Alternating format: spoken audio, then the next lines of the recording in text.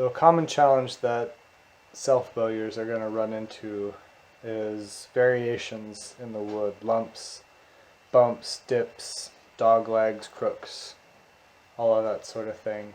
And we can't just ignore them. We can't just make the belly flat if the back of the bow is doing different things. The belly of the bow always has to follow the back. That's how we keep that smooth, consistent taper. So if we've got a bump in the back, there needs to be a corresponding dip in the belly. Otherwise that space is going to be too thick and it's not going to allow the bow to bend. And if there's a dip in the back, there needs to be a corresponding hump in the belly to maintain that thickness. Otherwise that spot's going to be too thin and the bow's going to break or take set there. And the challenge comes in when you have variations in the bow like this. This bow is pretty tame in regards to that, so it wouldn't prove that much of a challenge, but some bows can have a lot more character than this. And when you put them up on the tillering tree and you're bending them and you're trying to use your eye to assess how healthy the bend is, it can be really deceptive. Those variations can really play tricks on you. And in my opinion, that's where you really need to trust your hand.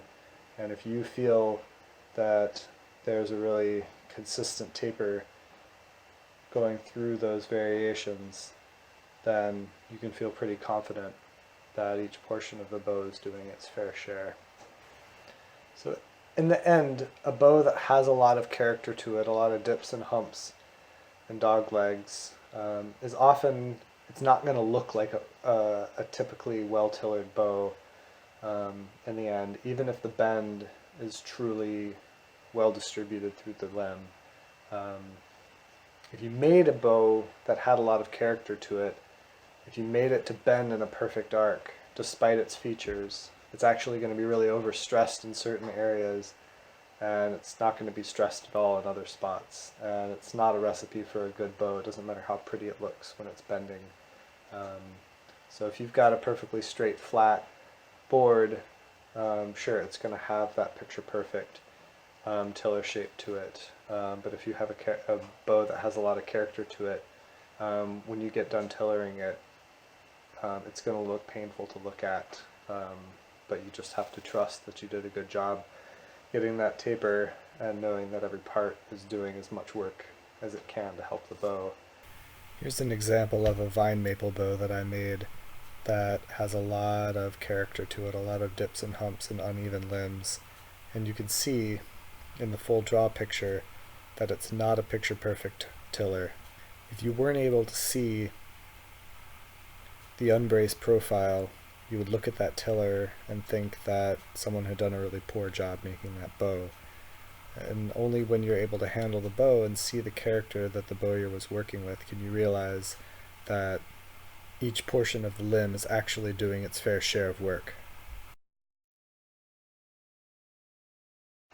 So while you're in the process of tillering your bow, there's a basic rule that most bowyers follow that helps to keep your bow from getting overstressed at any point during the process.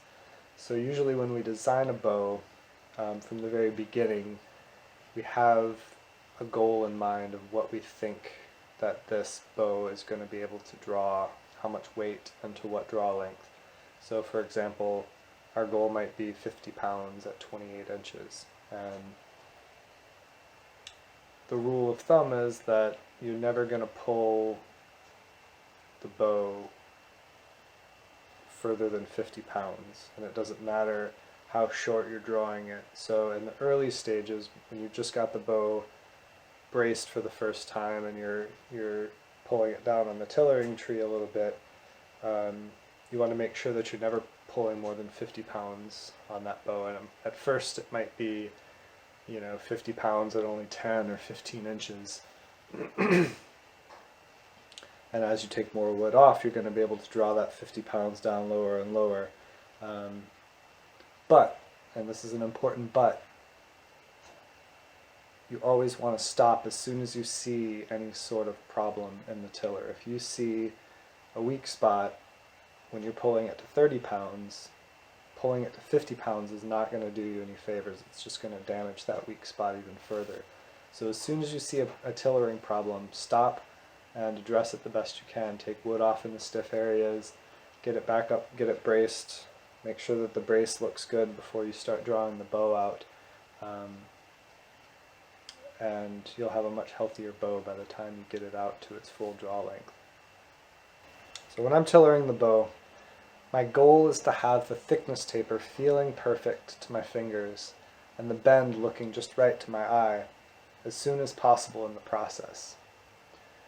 If I can get that nailed down and feel like the bow looks good at brace, it feels good in my fingers, as I'm bending it out it's looking really good, the sooner I can get that well in hand, the easier it's going to be for me for the rest of the process.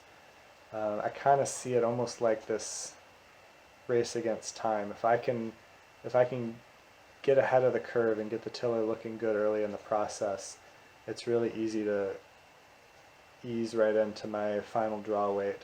And of course, as I'm going along, I'm going to always be looking for ways to adjust and tweak the tiller and make it even better. But what I don't want is to be fighting with the tiller all the way till the very end and feel like I'm getting really close to the draw weight that I want and still feel like I have a lot of work to do to get the tiller just right. And it takes practice and experience to get ahead of that curve and have the bow well tillered early in the game. It was one thing I was always really impressed with about watching John Strump make a bow, is that he's so good at eyeballing that initial tiller or that initial taper that he often has to do very little work to get the tiller right, and he's all ready to string the bow and start drawing it in a pretty amazingly short amount of time. An important thing to keep in mind while you're tillering is that anytime you're removing wood from the bow, you're making it weaker. You're getting closer to that draw weight that you want. And so what you need to do is make sure that anytime you're removing wood, you're doing it in a way that's strategically improving your tiller. And if you ever find yourself carelessly removing wood, all you're doing is setting yourself back. You're getting closer to that draw weight that you want, but your tiller's not improving. And so you have to be disciplined, and you have to make sure that any time you're scraping off wood, you know where you're taking it from and why you're taking it from there, so that your bend is becoming more consistent. Well, there's a lot more to tillering a bow than what I've talked about here. I could go on and on. I don't want to overwhelm you with too much information at this point. Like I said, the tiller of the bow is the most important part of the bow. It's the art form of what we do as bowyers, and even experienced bowyers are constantly learning and refining their ability to tiller a bow. So I hope that what I shared with you now is helpful. Feel free to ask me any questions in the comments. I'm happy to have a discussion. And good luck. Have fun with it.